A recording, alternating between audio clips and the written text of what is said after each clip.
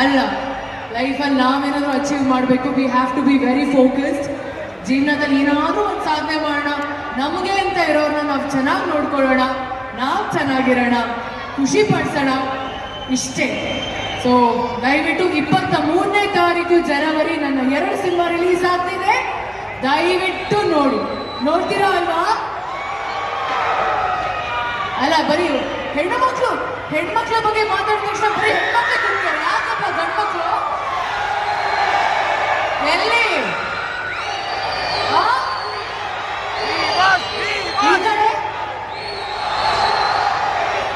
Thank you so much.